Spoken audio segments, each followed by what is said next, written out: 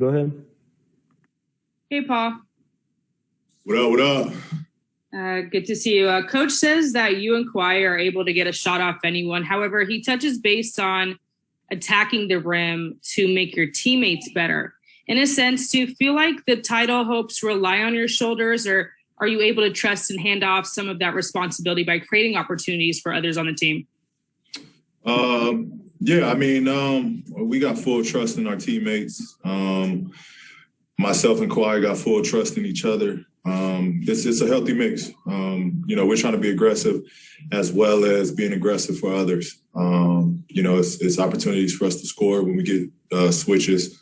But then there's opportunities to allow our teammates to be aggressive and make plays for our teammates when we can attack our mismatches. And so I think it's just a healthy mix. We got to be able to do both.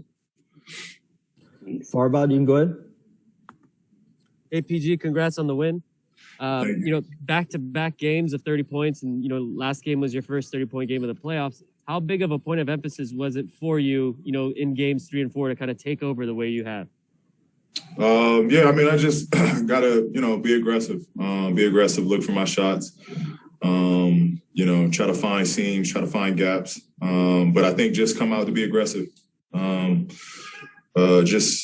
Play with confidence, shoot the open jumpers, create space, and continue and just try to make the game easier for everyone around me.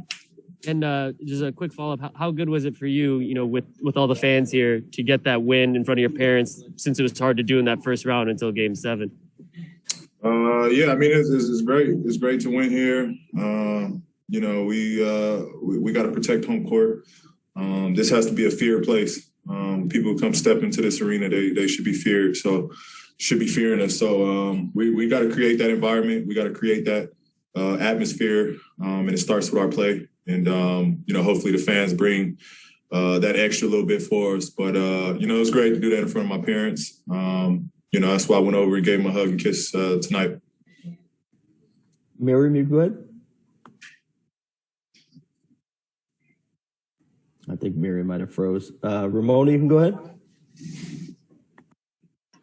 Hey, Paul.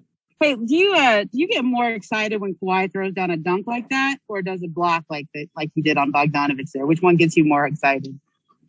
Both. Both. He surprises you. With the stuff that he does and that he can do. So both of them, gets me, equally excited. Does he look like, in terms of just health and explosiveness, does he look like at a different level than he has maybe in the last month or so? Is he like kind of rounding into form here? Yeah. You see him being more aggressive. You know what time it is. It's written all over him in terms of it's go time, it's playoff basketball, and ultimately it's winning time. And so you see it all around him. His approach, his body language, everything is to be great. And so he's leading the way. Thanks, Paul. Thanks, Ramona. We'll go over to Law. Paul, you said back-to-back 30 games. I mean, you've also been racking the minutes up and playing great on top of the workload. And I just want to know from you, like, how have you kind of adjusted to the workload, the minutes, as this postseason specifically has gone on? How have you been able to take care of your body throughout everything that you've been asked to do?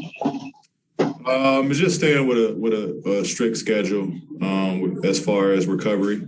That's really just been the key. And, T. Lou knows I would do wherever it takes.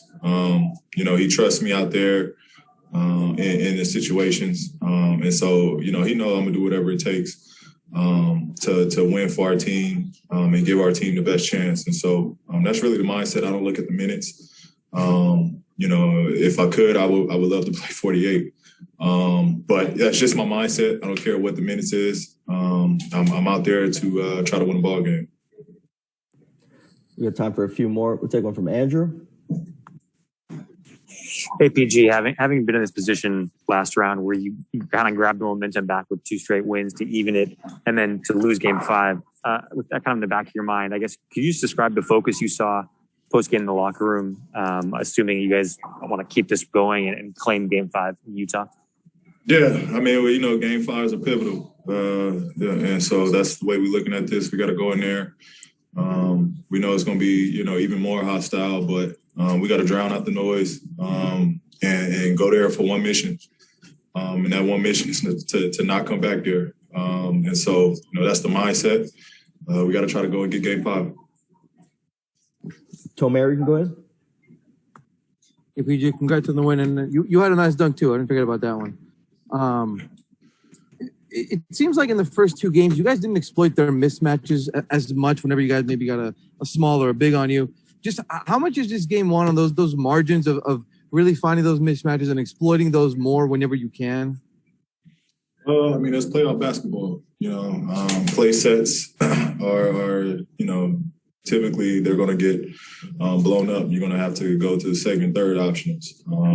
That's just playoff basketball. And so the luxury for us, we got playmaking players. We got isolation players. And so, this is what it comes down to, finding mismatches and exploiting it and, milking something out that you see out there. And last question from Claudia. Well, congratulations on the win. The Jazz are a team you can coast on. How hard is to stay focused defensively and offensively? It's not hard. Again, we got one job, and that's to go out there and try to win. And so that's the main focus, and that's always what we're focused on. So that part of it is not hard to be focused on what the goal is. Thanks, Paul. Thanks for your time. Have a great night.